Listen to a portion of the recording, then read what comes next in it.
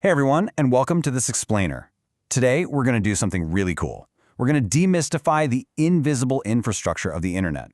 I mean, we interact with it constantly, right? Literally every single day. Yet it all happens completely out of sight.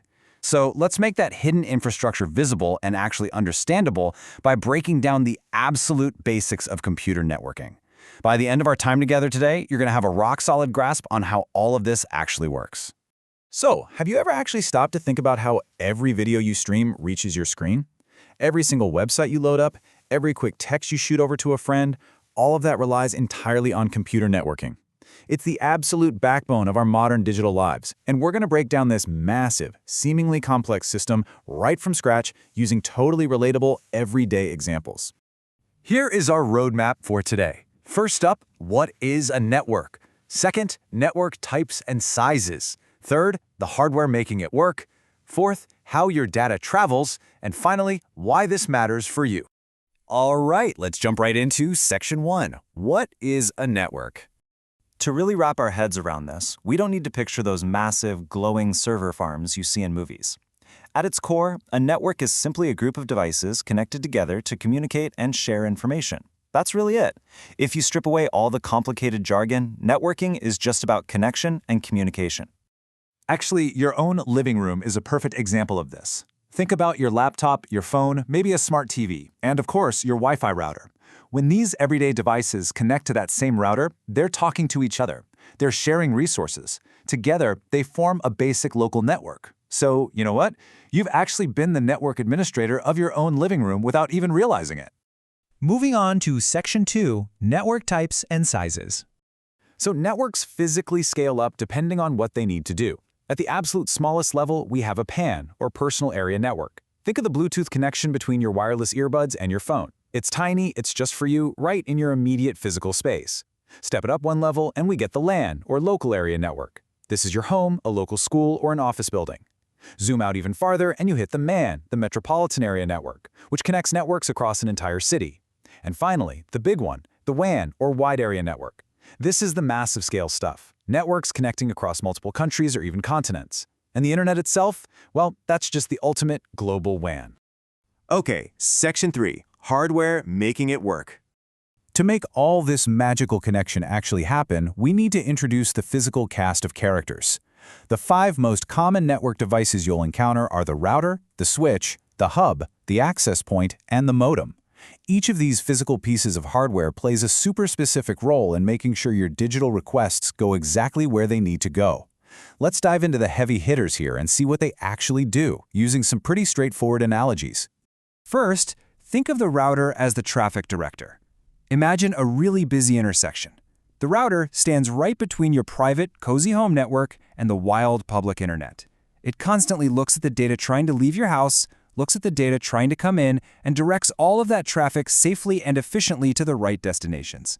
Next up is the switch, which we're going to call the inside connector. Let's contrast this with the router for a second. While the router connects you to the outside world, a switch simply connects devices that are already inside the exact same network. So if you're in an office, the switch is the thing that lets your computer talk directly to the printer down the hall. It strictly handles those inside connections.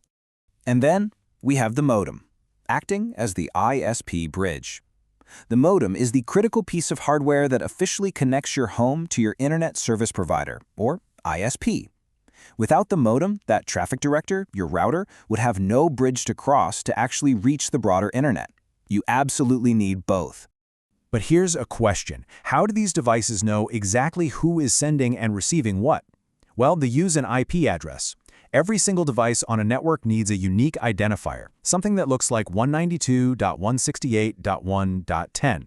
Think of it exactly like your physical house address. Just like your house needs a unique street address to get a piece of mail delivered successfully by the post office, your laptop needs a unique IP address so the network knows exactly where to deliver your data. Which brings us nicely to Section 4, how your data travels. Now, before we track that data's journey, we've got to understand one absolutely vital concept, and that is packets. You see, your data doesn't travel across the internet as one giant, heavy chunk. If you download a picture, it doesn't just squeeze through the wires as a single image file. Instead, it gets chopped up into tiny, manageable little pieces called packets.